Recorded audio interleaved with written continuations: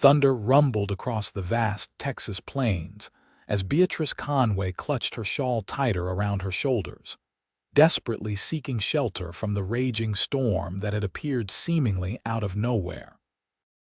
At 7 months pregnant and miles from the nearest town, she fought against the wind that threatened to knock her off her feet, her soaked dress clinging to her swollen belly as lightning split the darkened sky. The year was 1873, and Beatrice B, to those who knew her, had been traveling by stagecoach from St. Louis to Abilene, Texas, where she'd planned to start anew. But fate had other designs. The coach had broken an axle some 5 miles back, and the driver and other passengers had gone ahead to fetch help, leaving her behind with assurances they would return shortly. That had been hours ago, before the storm clouds had gathered and unleashed their fury upon the plains. Just a little further, she whispered to herself and the unborn child she carried, spotting what appeared to be a small structure in the distance. Each step was agony as mud sucked at her boots, threatening to pull them from her feet. Her chestnut hair, once neatly pinned, now hung in wet ropes around her face. Lightning flashed again, illuminating what she now could see was a small ranch house, a faint light glowing from within. Hope surged through her weary body as she pushed forward, one hand supporting her back, the other shielding her eyes from the driving rain. She was mere yards from the porch when her foot caught on an exposed root, sending her sprawling forward with a cry of fear. She managed to twist her body to avoid landing on her belly, falling instead onto her side in the mud. That's when she heard the sound of boots splashing through puddles and strong arms were suddenly around her, lifting her from the ground. "Madam, what in God's name are you doing out in this weather?" A deep voice called over the howling wind. Through rain-blurred vision, Beatrice looked up to see a man's face, concern etched in his features as his eyes traveled from her face to her pregnant belly. "Please," she gasped, "I need help." Without another word, he swept her into his arms, one arm supporting her back, the other beneath her knees, and carried her toward the house. Despite her condition, he moved with surprising ease, as though her weight was inconsequential. Once inside, he gently set her down on a wooden chair near the fire.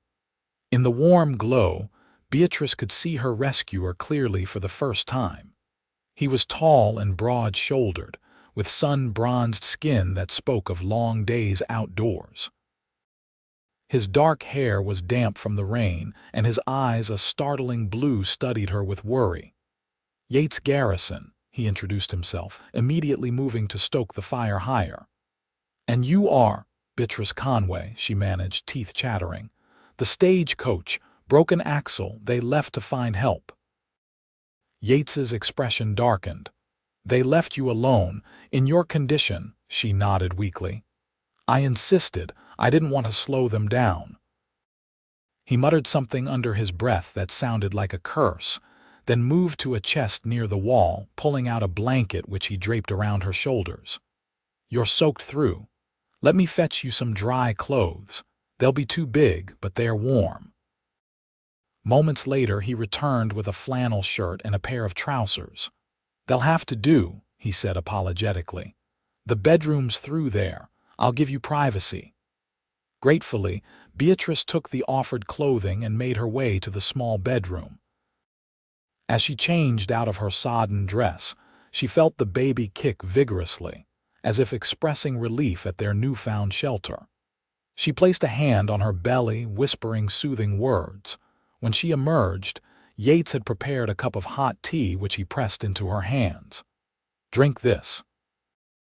It'll warm you up." As she sipped the tea, he busied himself preparing a simple meal of beans and cornbread. The domestic scene felt surreal after the terror of the storm. Beatrice studied her host surreptitiously. His movements were efficient and practiced, suggesting a man accustomed to taking care of himself. "Thank you," she said softly. I don't know what would have happened if you hadn't found me." Yates glanced over his shoulder, a small smile softening his weathered features. "Sometimes the greatest gifts come unexpected," he said, nodding toward her belly. "Seems like that applies to more than just babies." The simple wisdom of his words brought unexpected tears to Beatrice's eyes. She wiped them away hastily, attributing the emotion to exhaustion and the hormones of pregnancy. "The father?" Yates asked tentatively, setting a plate before her. Beatrice stared into her tea. "Gone, he didn't want the responsibility."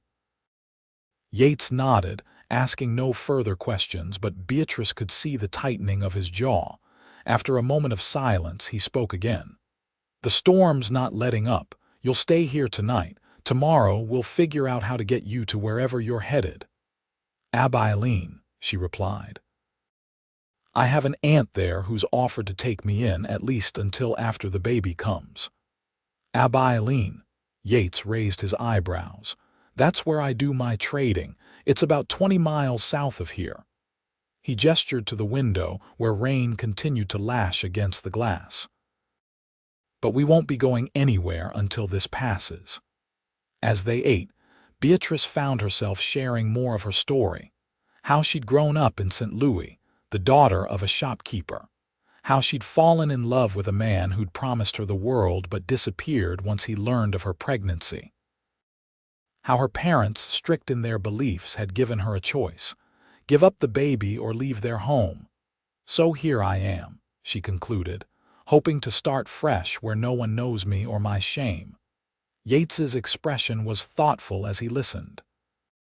"There's no shame in bringing life into this world," he said firmly. "The shame belongs to the man who abandoned his responsibilities." A comfortable silence fell between them, broken only by the crackling of the fire and the storm raging outside. Beatrice felt her eyelids growing heavy, the warmth and safety of the cabin lulling her toward sleep. "You should rest," Yates said, noticing her exhaustion. "Take the bed. I'll sleep out here by the fire." Despite her protests, he insisted, and soon Beatrice found herself lying in his bed, the scent of leather and pine enveloping her as she drifted off to sleep. She woke to sunlight streaming through the small window, the storm having passed during the night. For a moment she was disoriented, until the events of the previous evening came rushing back. She rose, her hand automatically going to her belly, relieved to feel the reassuring movement of her child. In the main room of the cabin, she found Yates already awake, frying bacon on the small stove. "Good morning," he greeted her. "How are you feeling?" "Much better, thank you," she replied, smoothing her borrowed clothes over breakfast. Yates outlined his plan. "I need to check on my cattle after the storm, but then I can take you to Abilene. Do you have the address of your aunt?" Beatrice nodded, providing the details. "I should warn you, though, she doesn't exactly know about." She gestured to her belly. Yates raised an eyebrow. "You didn't tell her you're expecting?" Beatrice shook her head, embarrassment coloring her cheeks. "I was afraid she might withdraw her offer." Yates considered this. "Well, we'll cross that bridge when we come to it. For now, you're welcome to rest here while I see to my herd." After Yates departed, Beatrice explored the small cabin, noting the sparse but clean furnishings. It was clearly a bachelor's home, practical rather than comfortable. Yet there was something appealing about its simplicity. On the mantel sat a daguerreotype of a young couple, the woman bearing a striking resemblance to Yates. When he returned mid-afternoon, his clothes were mudded but his expression relieved. "Lost a few head, but most of the cattle weathered the storm fine," he reported. "We can leave for Abilene tomorrow morning if you're up to it."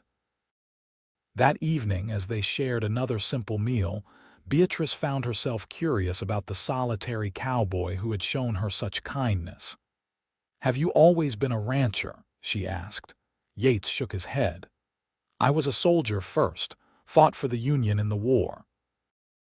Afterward I came west looking for Something. Space, maybe. Bought this land 5 years ago. It's not much, but it's mine. And no wife, no family. The question slipped out before she could consider its propriety. A shadow crossed his face. There was someone once. She didn't fancy the idea of living so far from civilization. His gaze flickered to the photograph on the mantel. Those are my parents. They passed before the war. Beatrice sensed there was more to his story, but she didn't pry. Instead, she found herself sharing more of her own hopes and fears, how she planned to find work as a seamstress in Abilene, how she worried about raising a child alone, how she sometimes woke in the night, terrified of what the future might hold. Yates listened attentively, offering practical suggestions and occasional words of encouragement. There was something comforting about his presence, a quiet strength that made Beatrice feel safer than she had in months. As night fell, she again took the bed despite her protests, lying awake for some time listening to the occasional sounds from the main room as Yates settled by the fire. Strange, she thought, how a man who was a stranger just yesterday now felt like a lifeline in the tumultuous sea her life had become. Morning brought clear skies and the prospect of reaching Abilene.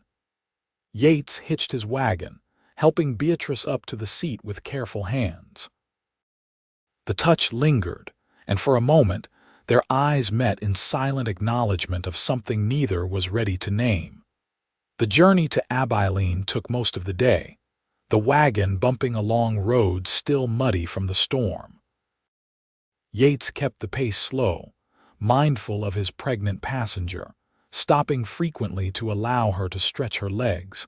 As they approached the outskirts of town, Beatrice felt a growing anxiety. What if her aunt refused to take her in? What if the respectable women of Abilene shunned her? What if she couldn't find work to support herself and her child? Yates seemed to sense her unease. "One step at a time," he advised. "Let's find your aunt first." Abilene in 1873 was a bustling cattle town, the streets busy with cowboys, merchants, and townspeople going about their business. Beatrice drew curious glances as Yates helped her down from the wagon, her pregnancy obvious despite the oversized clothes she still wore. They located her aunt's house on a quiet side street, a neat white clapboard with blue shutters and a small garden. Taking a deep breath, Beatrice approached the door, Yates a reassuring presence at her side. The woman who answered her knock was in her 50s, her hair streaked with gray, her face lined but kind.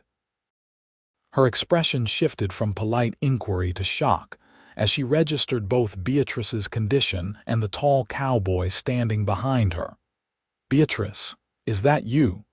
Good heavens, child, what has happened?"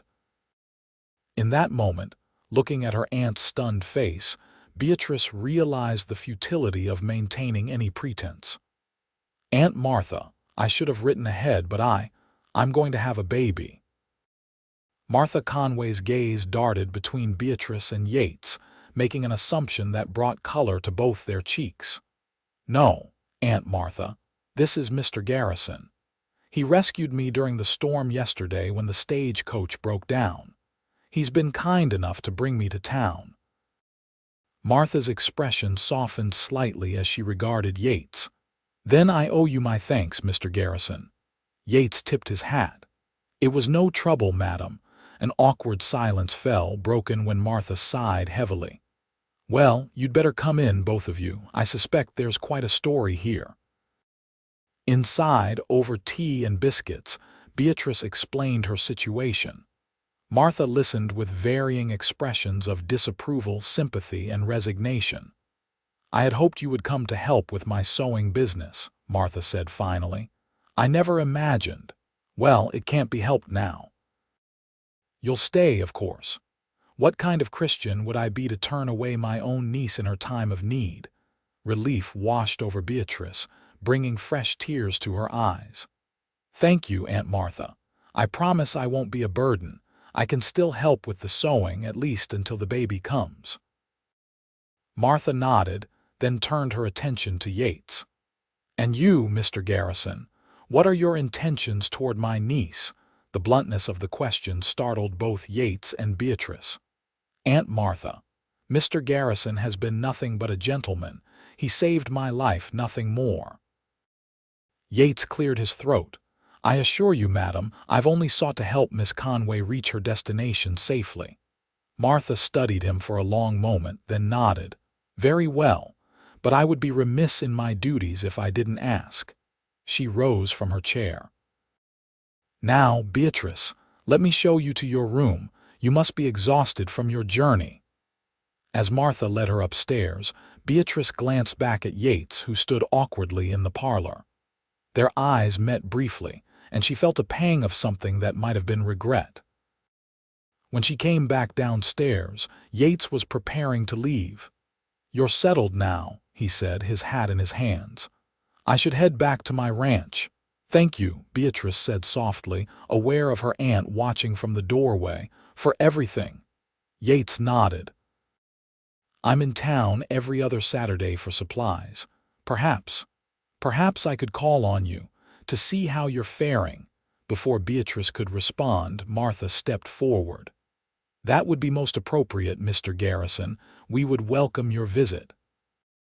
With a final tip of his hat, Yates departed, leaving Beatrice with an inexplicable sense of loss as she watched him drive away. Life in Abilene with Aunt Martha quickly fell into a routine. Despite her initial shock, Martha proved to be a pragmatic woman who, having lost her husband to the war and her only child to scarlet fever, welcomed the prospect of a baby in her home, regardless of the circumstances. Martha's sewing business provided steady work, and Beatrice spent her days helping with orders, grateful for the distraction from her thoughts, which too often turned to a certain blue-eyed cowboy. True to his word, Yates appeared at their door 2 weeks later, hat in hand and a small bouquet of wildflowers clutched awkwardly in his grip. "For the ladies of the house," he said, presenting the flowers to Martha with a formality that made Beatrice smile. Over the next few weeks, his visits became a regular occurrence. Sometimes he stayed only for tea, other times for dinner. Occasionally, with Martha's permission, he would take Beatrice for short walks through town, mindful of her increasing difficulty in moving. During these walks, they talked of everything and nothing: his cattle, her sewing, the gossip of Abilene, his plans to expand his ranch. Never did they speak directly of the growing connection between them, though it hung in the air like the promise of rain on a summer day. As her pregnancy advanced, Beatrice found herself counting the days between Yates's visits, looking forward to his steady presence and quiet strength. He never asked about the father of her child, never judged her for her past, simply offered his companionship and, increasingly, his assistance with practical matters. When she mentioned needing a crib, he arrived the following week with a beautifully crafted cradle he had made himself, the wood sanded smooth and polished to a gentle shine. "It's beautiful," Beatrice whispered, running her fingers along the curved edge. "I don't know how to thank you." Yates shrugged, looking pleased despite his attempt at nonchalance. Every baby needs a proper place to sleep. It was in these moments that Beatrice felt the stirrings of something deeper than gratitude. But she reminded herself firmly that a man like Yates, independent, respected in the community, would hardly want to take on another man's child, and a woman with a tarnished reputation. As her time grew nearer, the gossip in Abilene inevitably turned to the pregnant newcomer. Some townspeople were kind, others less so.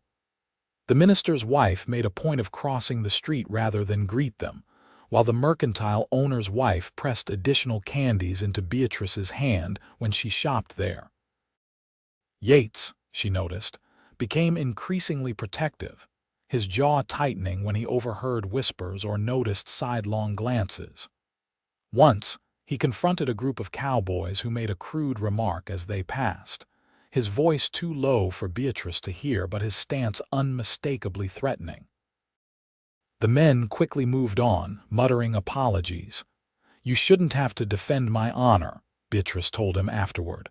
"I made my choices." "Every person deserves respect," Yates replied firmly, "especially a woman facing the world with the courage you've shown." It was the closest he had come to acknowledging any admiration for her, and Beatrice found herself blushing like a schoolgirl. The baby came in early November, a crisp autumn day with leaves skittering across the streets of Abilene. The labor was long and difficult, with the town's doctor in attendance and Martha providing steady encouragement.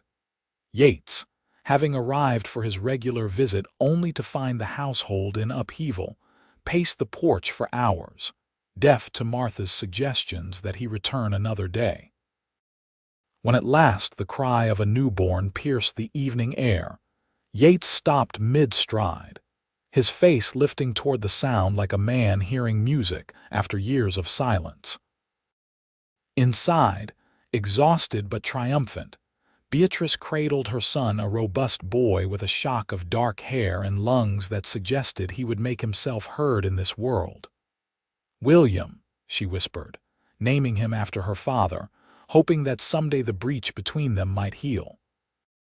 Martha, wiping tears from her eyes, eventually went downstairs to inform the anxious cowboy of the successful delivery. "She's asking for you," Martha told him, her initial reservations about Yates having long since given way to appreciation for his steadfast presence in her niece's life.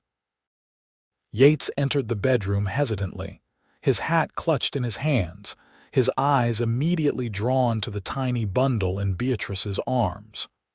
"Come meet William," Beatrice said softly. Approaching the bed with reverence, Yates gazed down at the infant, his expression a mixture of wonder and tenderness that made Beatrice's heart constrict. "He's perfect," Yates murmured, reaching out a tentative finger to touch the baby's cheek.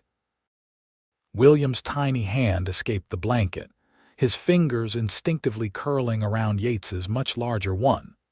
The sight of those two hands, one so small and new, the other weathered and strong, brought fresh tears to Beatrice's eyes. "Would you like to hold him?" she asked. Yates looked momentarily panicked. "I've never held a baby before. I might do it wrong." "There's no wrong way as long as you support his head," Beatrice assured him. With infinite care, Yates accepted the bundled infant, cradling him as though he were made of spun glass. The look on his face as he gazed down at William was one Beatrice knew she would remember for the rest of her days. "Hello, little man," Yates whispered. "Welcome to the world." In that moment, something shifted between them, a recognition of possibilities neither had dared to voice. The weeks following William's birth were a blur of exhaustion and joy for Beatrice. The baby proved to have a healthy appetite and a distinct preference for being awake during the night hours. Martha was a godsend, taking the infant for a few hours each day so Beatrice could rest. Yates continued his visits, now bringing small gifts for William: a hand-carved wooden horse, a soft blanket purchased from the general store. His initial awkwardness with the baby quickly gave way to a natural ease, and he could often be found walking the floor with William when the infant was fussy, singing old trail songs in a surprisingly melodious baritone. As Christmas approached, Abilene transformed into a festive scene, with greenery adorning storefronts and plans for a community celebration at the church. Martha threw herself into preparations, insisting that Beatrice should attend the festivities despite her reservations about how she would be received. "You have nothing to be ashamed of," Martha declared firmly. "You are a mother caring for your child. Anyone who would condemn you for that is not worth concerning yourself with." The night of the Christmas gathering, Yates arrived at their door dressed in his best clothes, his hair neatly combed, bearing gifts for all three of them. For Martha, a fine woolen shawl. For William, a small silver rattle that must have cost him dearly. And for Beatrice, a delicate gold locket on a slender chain.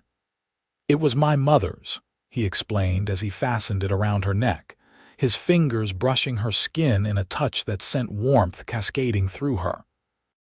"I've been saving it for the right person." The significance of the gift was not lost on Beatrice, nor on Martha, who discreetly busied herself with William to give them a moment of privacy.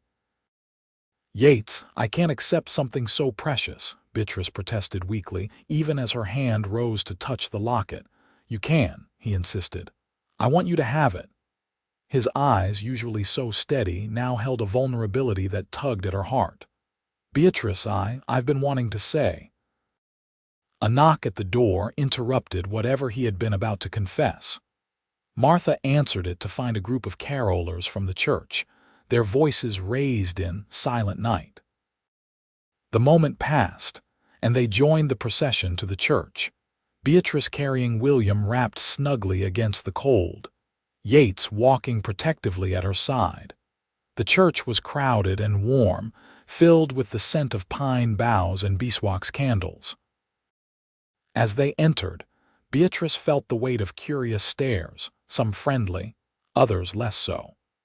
But with Yates beside her and William in her arms, she found she could meet those gazes with a calm dignity she hadn't known she possessed. The service was lovely, the minister speaking of hope and new beginnings in a way that resonated deeply with Beatrice. Afterward, the congregation gathered in the church hall for refreshments and conversation. It was there that the minister's wife, who had previously avoided Beatrice, approached them. Her expression was pinched, her voice pitched to carry as she addressed Yates. "Mr. Garrison, I'm surprised to see you accompanying her." She glanced dismissively at Beatrice. "A man of your standing in the community should be more selective about his associations." Before Yates could respond, another voice cut in. "I believe Mr. Garrison knows exactly what he's doing, Mrs. Palmer."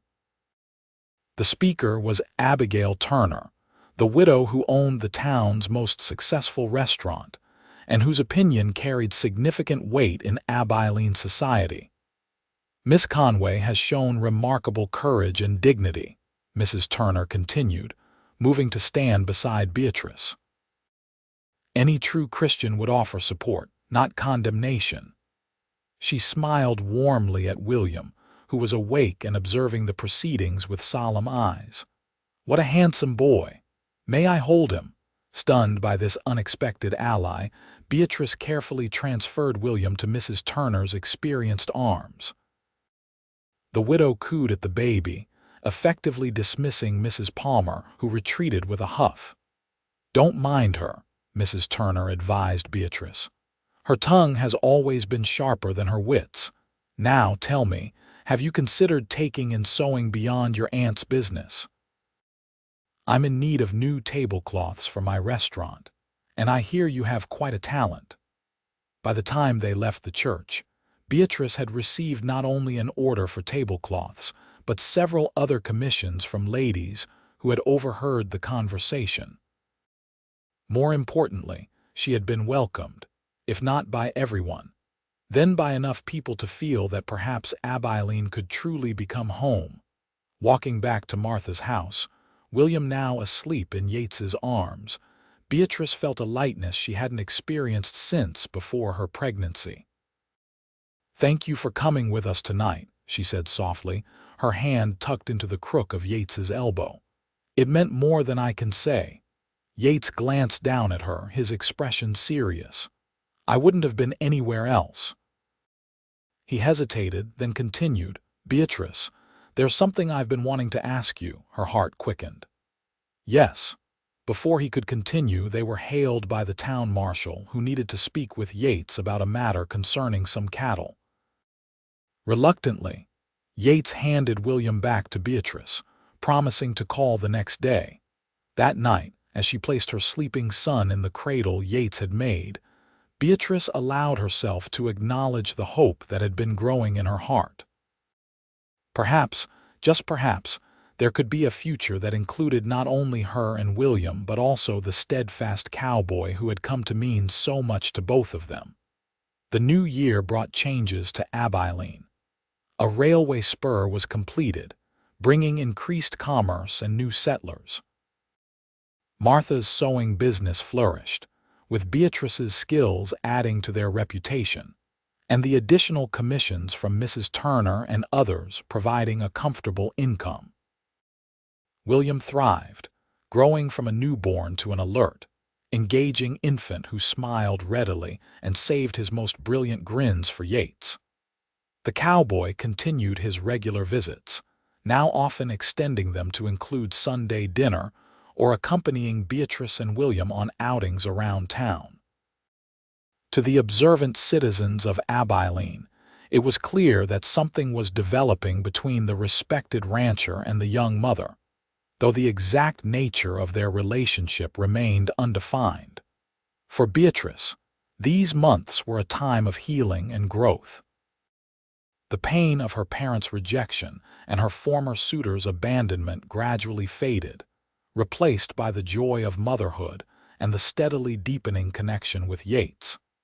Yet there remained an unspoken barrier between them, a hesitation that neither seemed able to overcome.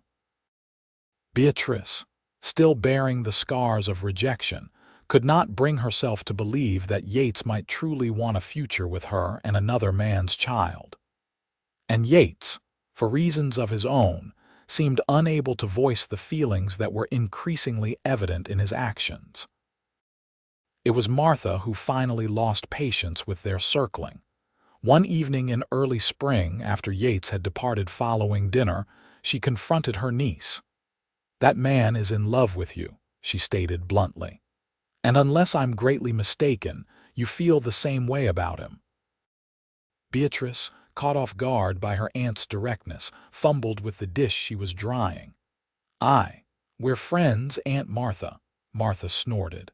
"Friends don't look at each other the way you two do.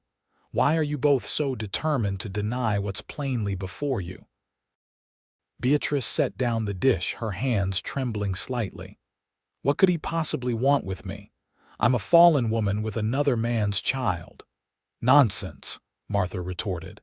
"You're a strong, beautiful young woman who has faced adversity with courage, and that child—" Yates looks at William as if he hung the moon. Anyone with eyes can see it. "But no buts. Life is too short for such foolishness, Beatrice. I lost my Gerald to the war, and not a day goes by that I don't wish for one more moment with him." Martha's voice softened. "Don't waste the chance for happiness because you're afraid." The conversation lingered in Beatrice's mind over the following days. She found herself watching Yates more closely, noting the tenderness in his eyes when he looked at William, the way his hand would sometimes reach for hers only to fall away at the last moment, the careful distance he maintained even as he integrated himself more fully into their lives. Could her aunt be right? Could this honorable man truly want her, despite everything? The answer came unexpectedly during a spring picnic by the creek that ran near Yates's property. He had invited them to see the new calves, and Martha had encouraged Beatrice to go without her, claiming a headache that Beatrice strongly suspected was fabricated. The day was perfect, the Texas spring in full bloom, wildflowers carpeting the meadows and a gentle breeze tempering the warmth of the sun. William, now 5 months old and increasingly active, lay on a blanket, kicking his legs with enthusiasm as Beatrice and Yates sat nearby, sharing the meal she had prepared. "He's going to be walking before we know it," Yates observed, watching William's energetic movements. The casual use of "we" did not escape Beatrice's notice, and she felt a flutter of hope in her chest. "He's growing so fast," she agreed. "Sometimes I look at him and can hardly believe he's the same tiny baby you held that first night." Yates's expression softened. "That was a special night." I'd never felt anything like it, holding him for the first time. He hesitated, then added quietly, "Except perhaps the night I found you in the storm." Beatrice's breath caught. "What do you mean?" Yates turned to face her fully, his blue eyes serious. "When I carried you into my cabin that night, something changed for me, Beatrice. I'd been living alone for so long, convinced that's all I needed. But then there you were, bringing life and light into my solitude." He reached for her hand, and this time he didn't pull away. "I know it hasn't been a proper courtship. I know you came to Abilene looking for a fresh start, not whatever this is between us. But I can't keep pretending that I don't feel what I feel." "And what is that?" Beatrice whispered, scarcely daring to believe what she was hearing. "Love," Yates said simply. "I love you, Beatrice Conway, and I love that boy as if he were my own flesh and blood." His grip on her hand tightened slightly.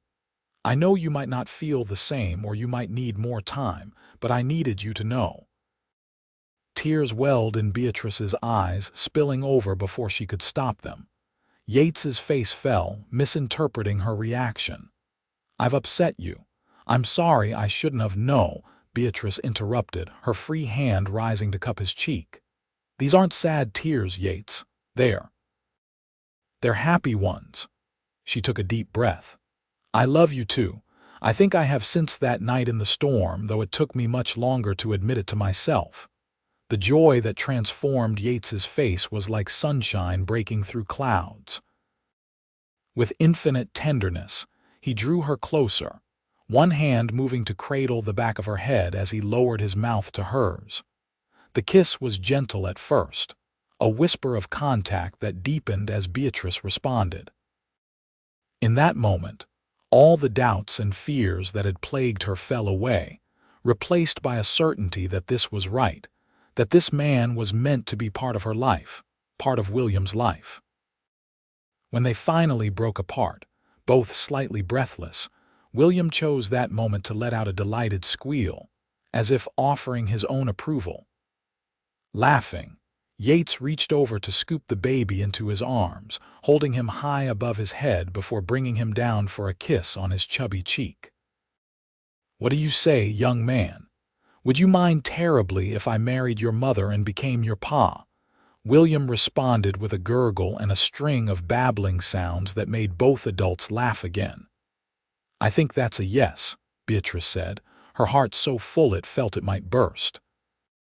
Yates's expression grew serious again as he settled William on his lap. "I want to do this properly, Beatrice."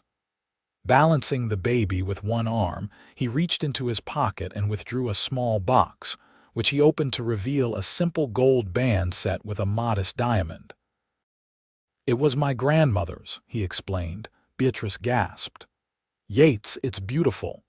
Beatrice Conway, will you marry me?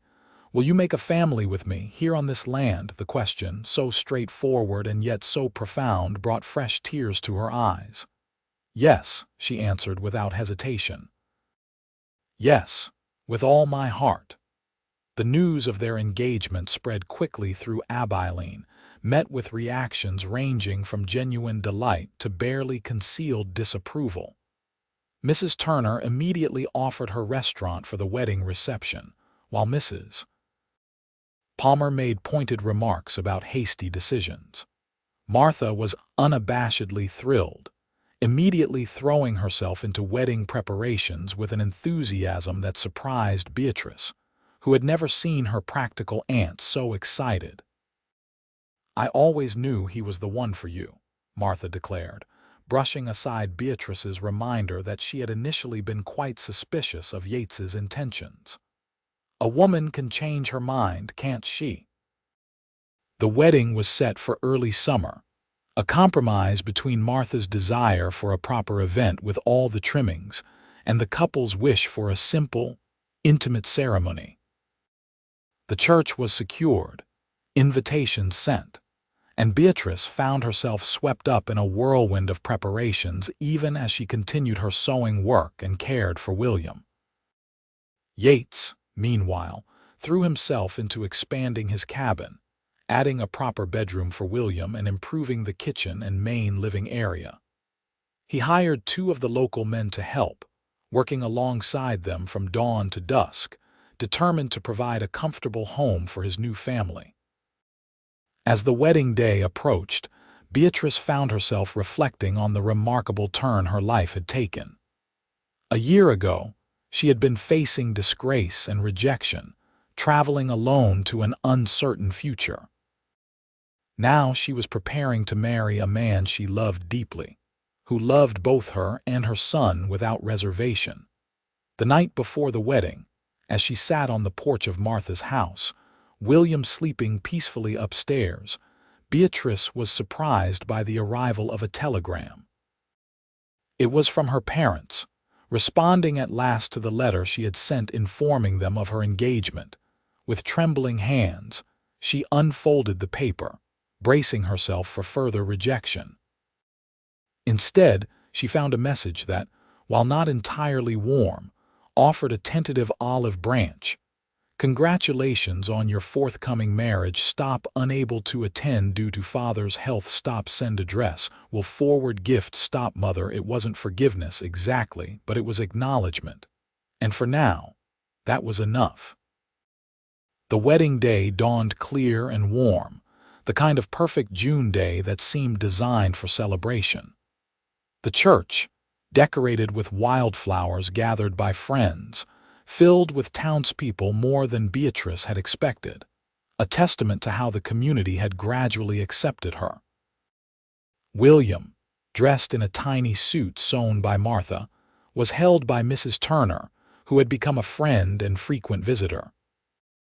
The baby, as if sensing the importance of the occasion, remained remarkably quiet throughout the ceremony, watching with solemn eyes as his mother and the man who would become his father exchanged vows.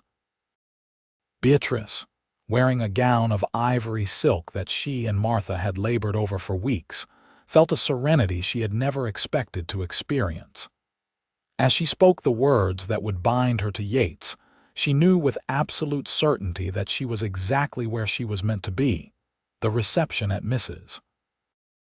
Turner's restaurant was a joyous affair, with food and music, and even the minister's wife offering stiff congratulations. Yates, handsome in a new suit, never strayed far from Beatrice's side, his pride and happiness evident in every glance, every touch.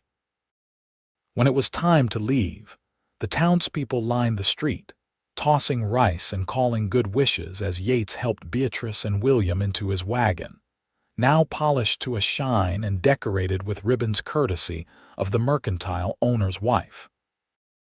The ride to what would now be their home was filled with a companionable silence, both too full of emotion for small talk.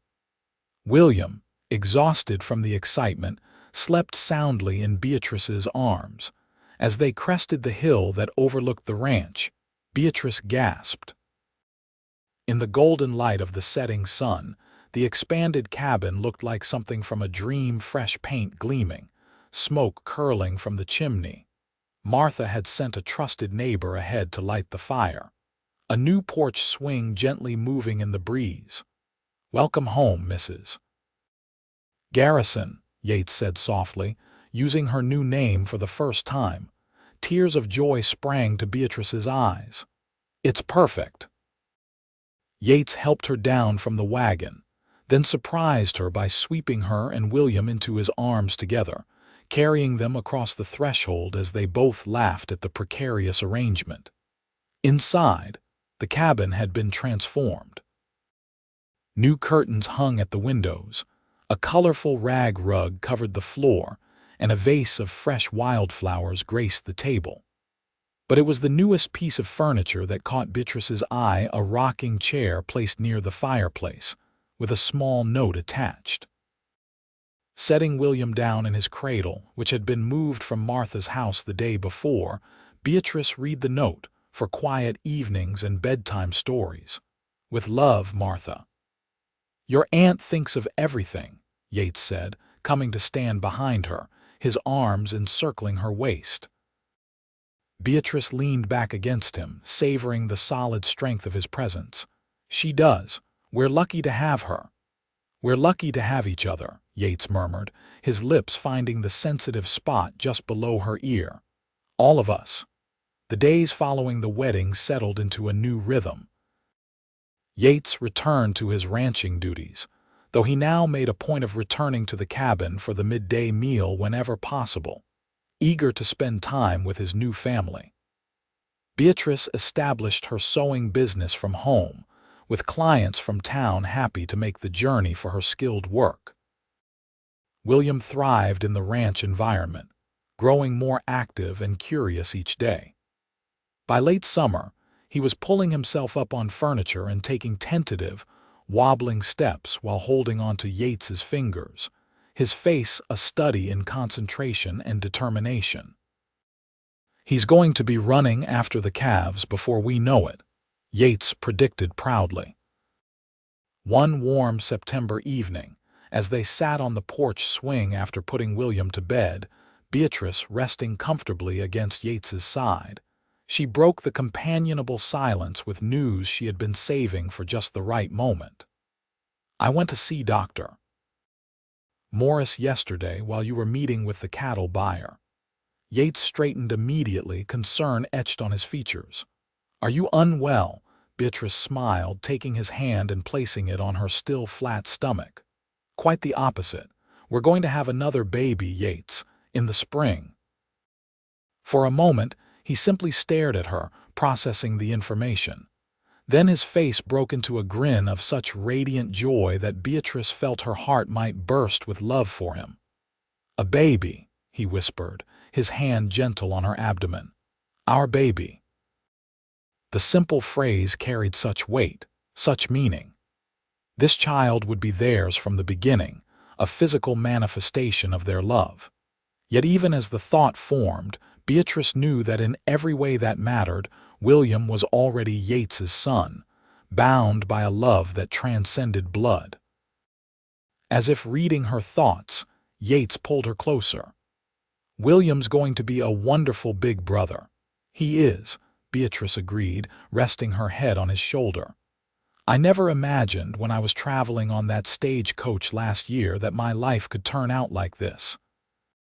Yates pressed a kiss to her temple. "Sometimes the greatest gifts come unexpected," he said, echoing the words he had spoken that stormy night when they first met. "And I am grateful every day for the storm that brought you to my door." As twilight deepened into night, they remained on the porch, planning and dreaming, secure in the knowledge that whatever challenges the future might hold, they would face them together, the family they had created from circumstances neither could have foreseen, but both now treasured beyond measure. Spring arrived in a riot of wildflowers and new growth, the Texas landscape transformed by the season of renewal. On the Garrison Ranch, the cattle thrived, the fields promised a good harvest, and within the cozy cabin, a new life was about to begin. Beatrice's pregnancy had progressed smoothly, though the final weeks found her increasingly uncomfortable and impatient. William, now a sturdy toddler of 15 months, seemed to sense the impending change, becoming more clingy and demanding of attention. Yates took it all in stride, spending extra time with the boy when he wasn't tending to ranch duties, and caring for Beatrice with a tenderness that still sometimes brought tears to her eyes. The baby arrived on a perfect April morning, with less drama than William's birth, but no less joy. Martha, who had come to stay 2 weeks earlier, managed the household while Beatrice labored, and Yates paced anxiously, torn between his desire to be at his wife's side and the traditional expectation that men should remain elsewhere during childbirth. In the end, it was Beatrice who settled the matter, insisting that he should be present.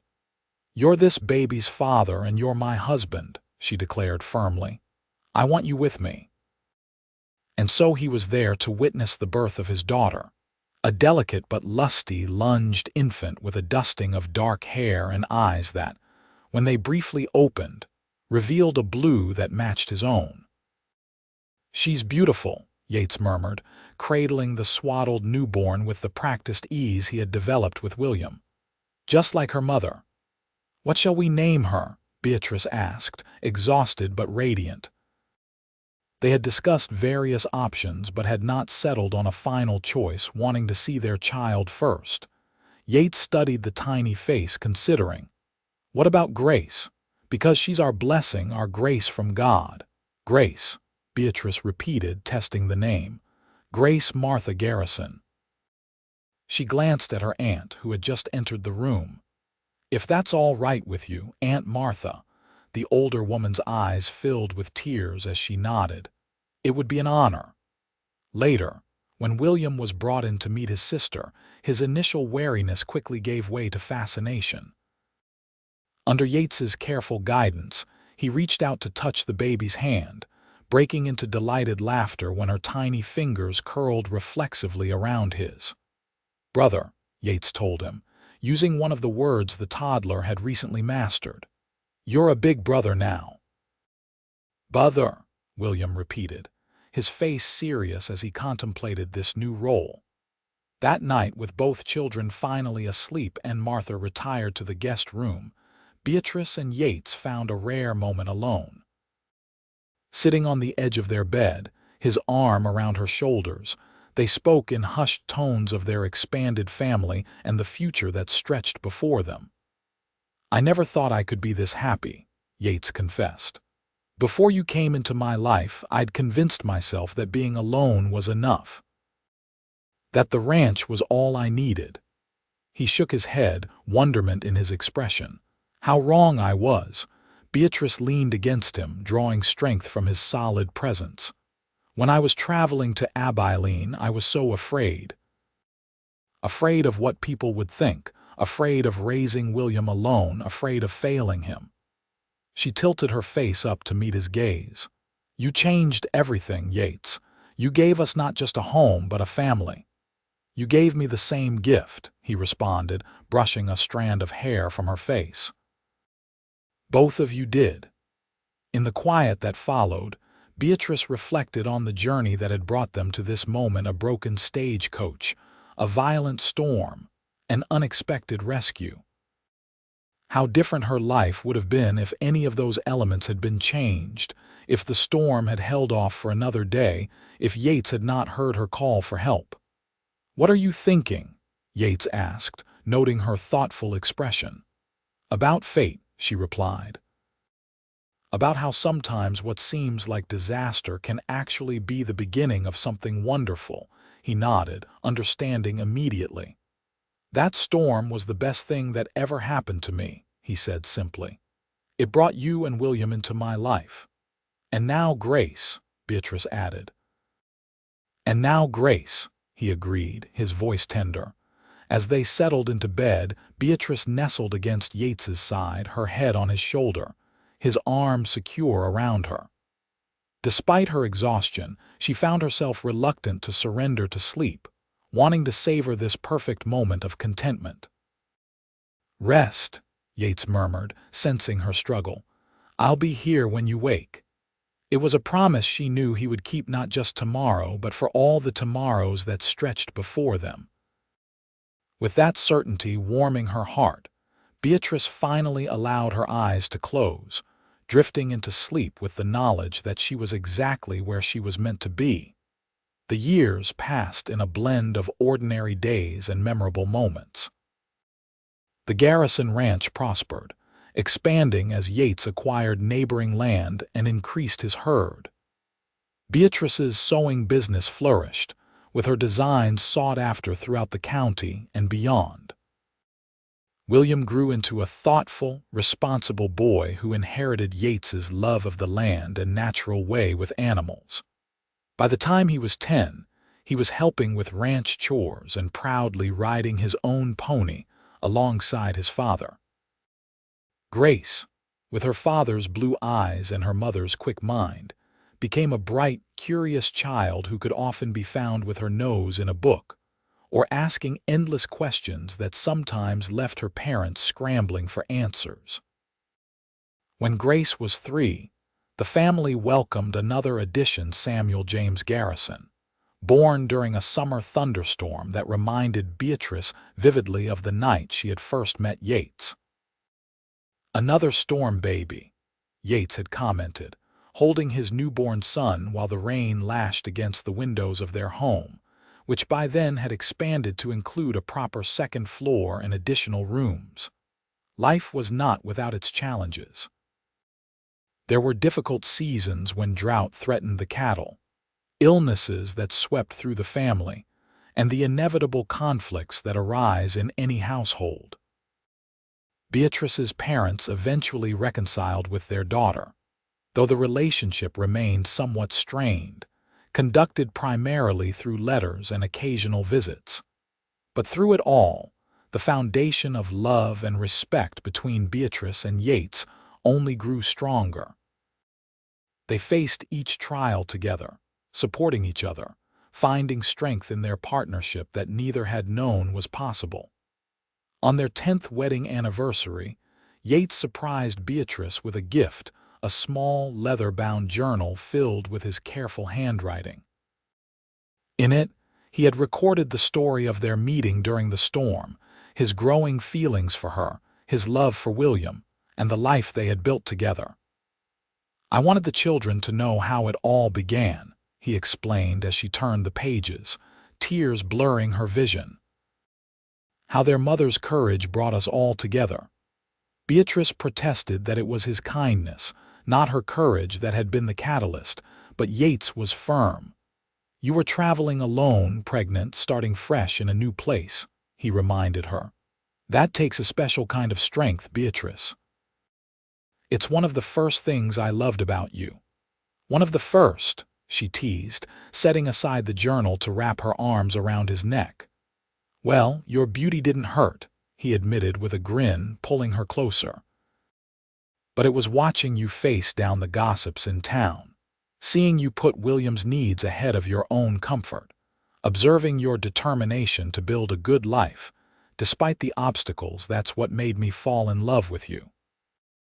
"And here I thought it was my cornbread," Beatrice laughed, her heart full to bursting with love for this man who had changed her life in ways she could never have imagined.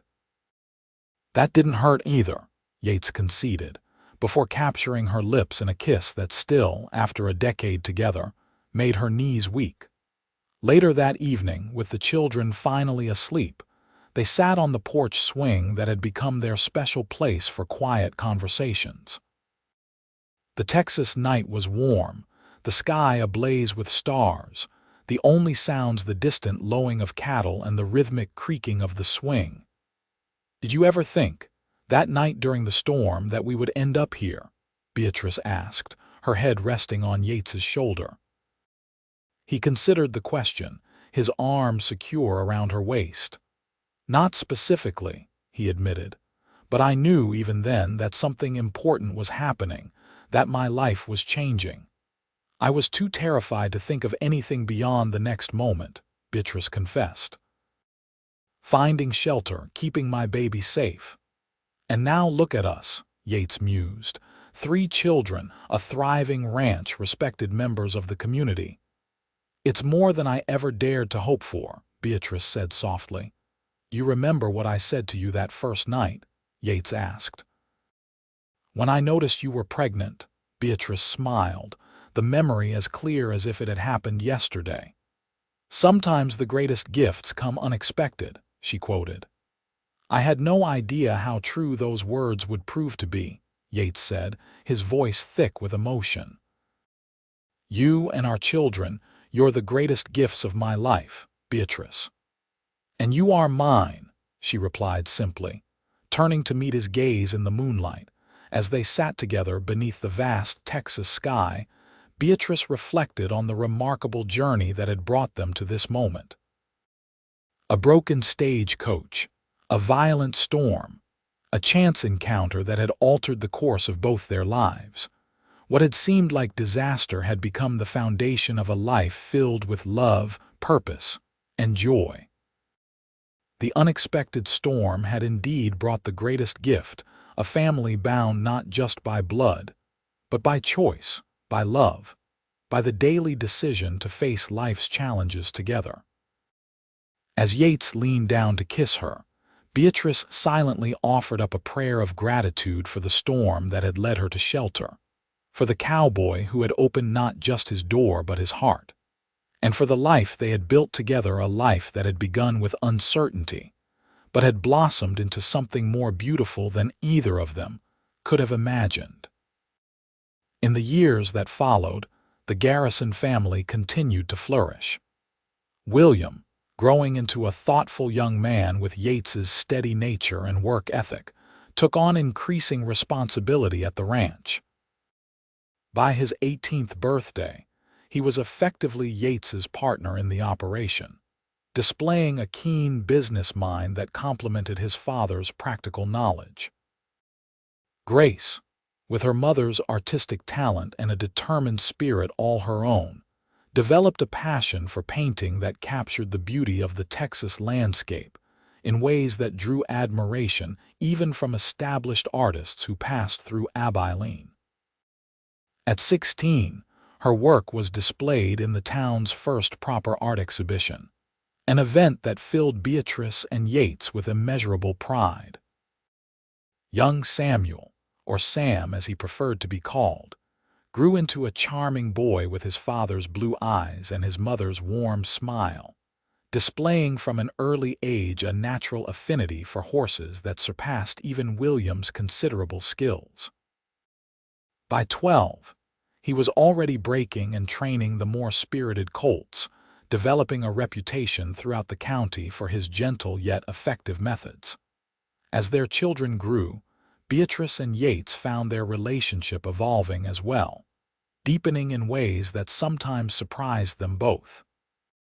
The passionate love of their early years matured into something equally powerful but more complex, a partnership built on shared experiences, mutual respect, and an understanding that required few words. They faced their share of hardships: a severe drought that threatened the ranch, a bout of scarlet fever that nearly claimed Sam's life when he was 8, the death of Martha, who passed peacefully in her sleep after moving to live with them in her final years. Through each challenge, they drew strength from each other and from the family they had created together. When William turned 21, he approached his parents with a proposal that would change the trajectory of the ranch. Having studied the latest agricultural journals and observed successful operations throughout the region, he suggested diversifying beyond cattle into crops and thoroughbred horses.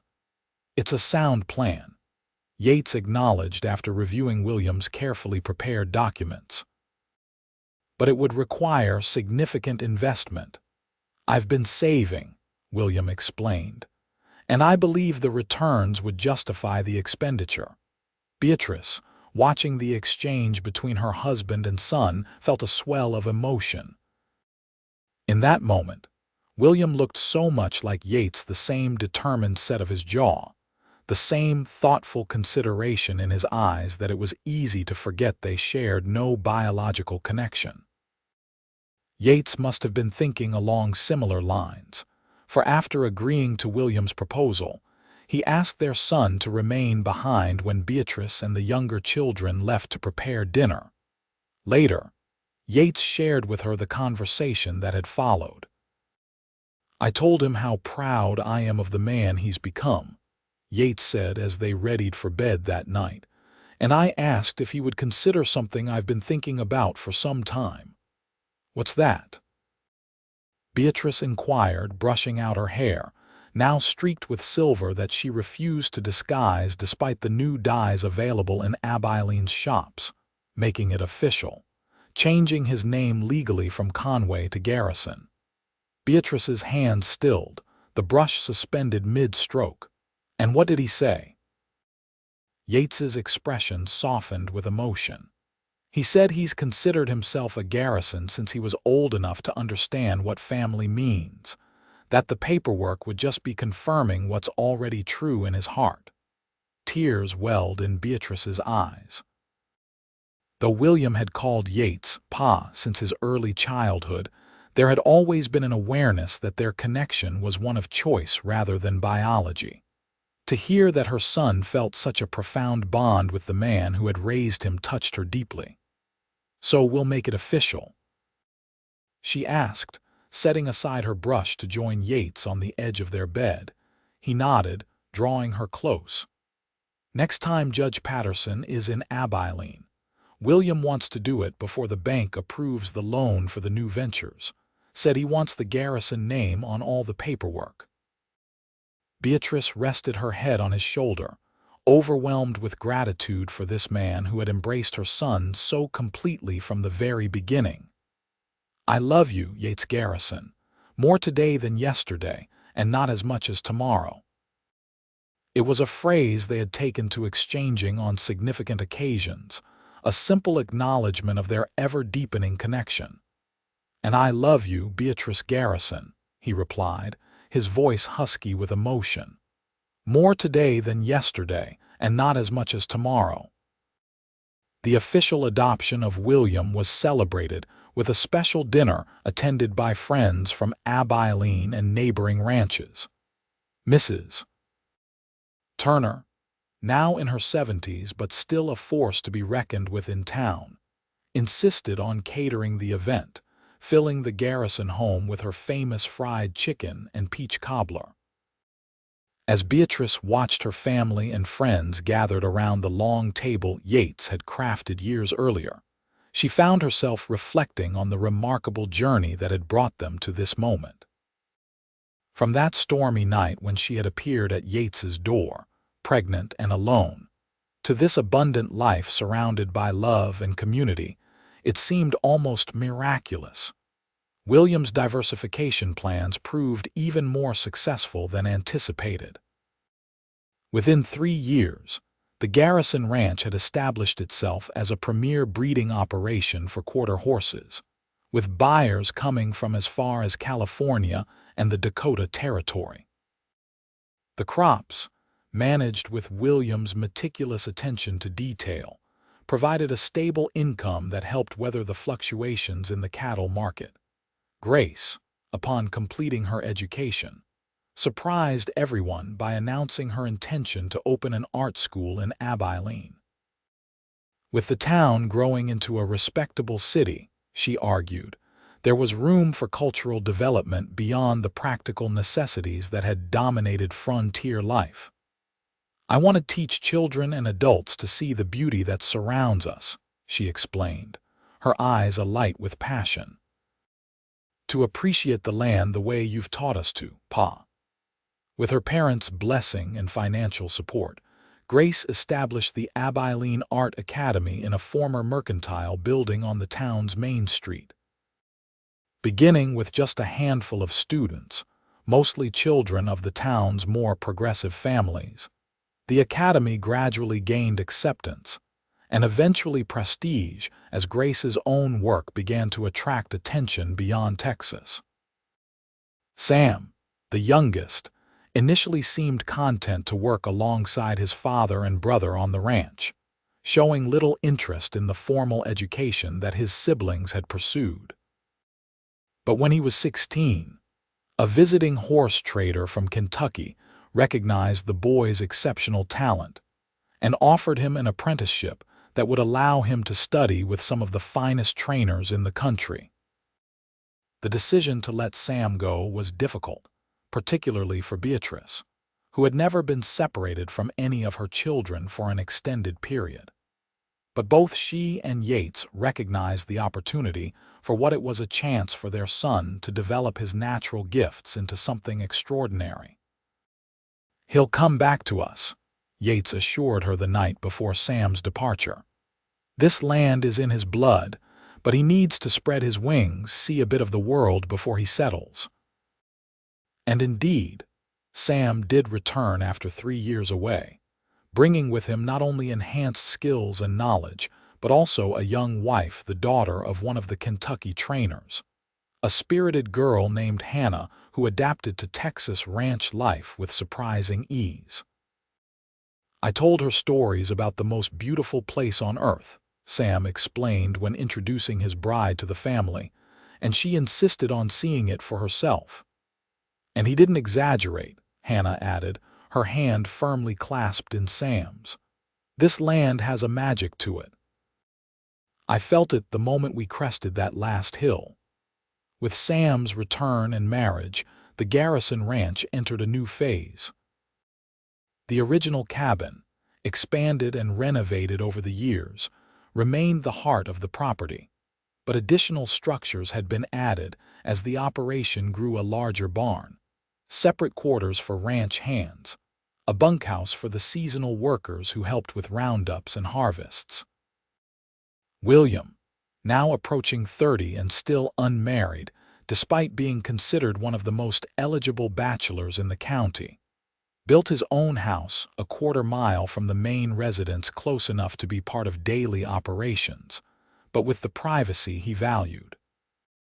Grace divided her time between her academy in town and the ranch, maintaining a small studio in the family home where she retreated when seeking inspiration, or simply missing the rhythms of ranch life. Sam and Hannah took over a former foreman's cottage near the main house, renovating it themselves in preparation for the family they hoped to start soon. And at the center of it all remained Beatrice and Yates, now in their 50s but still vital, still deeply connected, still finding joy in each other and in the family they had built together. On the 25th anniversary of the night they had met during the storm, Yates surprised Beatrice with a special gift, a silver locket to replace the gold one he had given her before their wedding, which she still wore daily. Inside this new locket, he had placed a tiny painting created by Grace, a miniature rendition of their original cabin with a storm cloud above it, and a single lightning bolt illuminating the scene. "To remind us where it all began," Yates said as he fastened the chain around her neck, his fingers still steady and strong despite the years of ranch work that had left them calloused and weathered. "As if I could ever forget," Beatrice replied, reaching up to touch his face, tracing the lines that time had etched around his eyes. "That was the night my life truly began." They celebrated the occasion with a gathering that included not only their children, but also many of the friends who had supported them through the years: Mrs. Turner, now nearing 80 but still sharp as a tack, the mercantile owner and his wife, even Mrs. Palmer, who had eventually softened her stance toward Beatrice, particularly after her own daughter had faced a similar situation and found the Garrison story a source of hope. As the evening wound down and their guests departed, Beatrice and Yates found themselves alone on the porch swing, just as they had been countless nights over the years. The Texas sky stretched above them, a canopy of stars unmarred by the artificial lights that were beginning to appear in larger cities. 25 years, Yates mused, his arm around Beatrice's shoulders. "Sometimes it feels like yesterday that I found you in that storm.